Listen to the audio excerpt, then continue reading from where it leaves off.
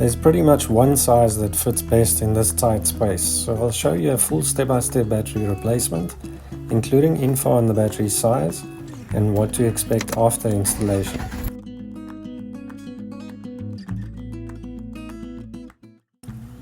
Disconnect the negative terminal first with this quick release mechanism.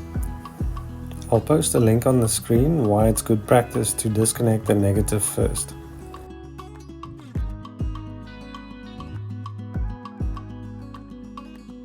Then the positive clamp nut is just below the cable here at the back, so a spanner instead of a socket might work better.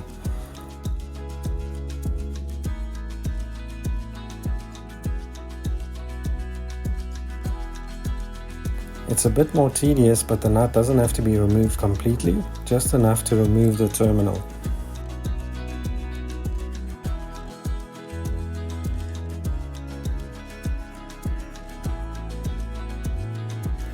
Believe it or not, but the battery has its own safety belt with a nut down here at the base of the battery.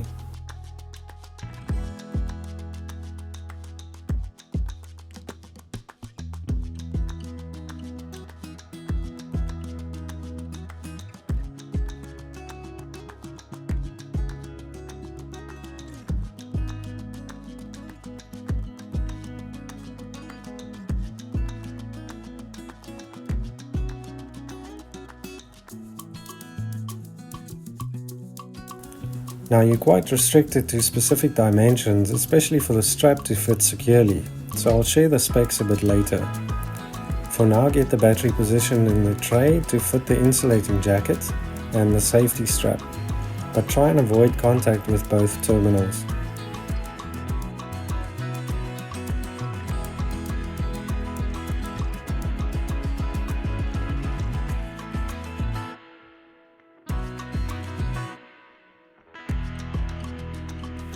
If you find these videos helpful, please consider subscribing.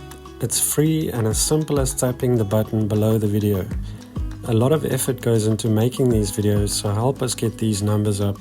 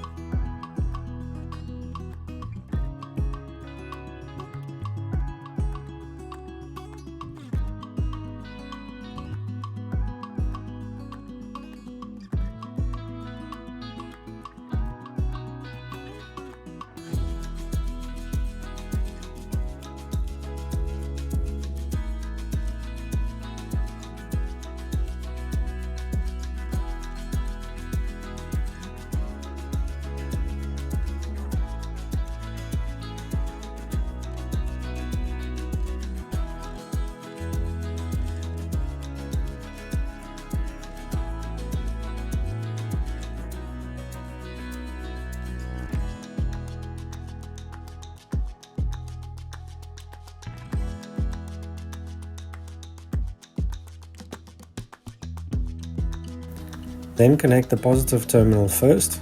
What's important here is to get the terminal to sit as low as possible on the battery post for a solid connection.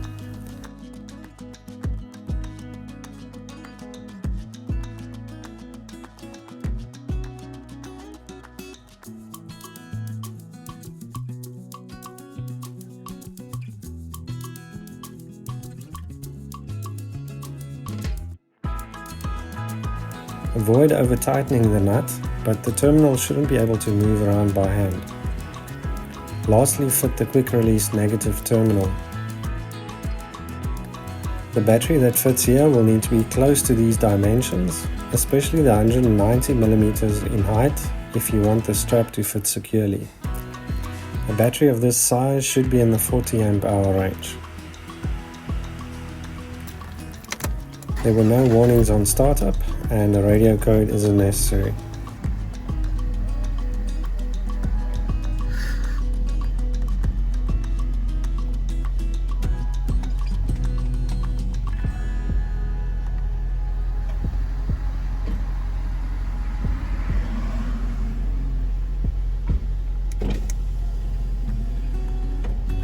Now that you've mastered installation, learn how to maximize the life out of your car battery by watching this video.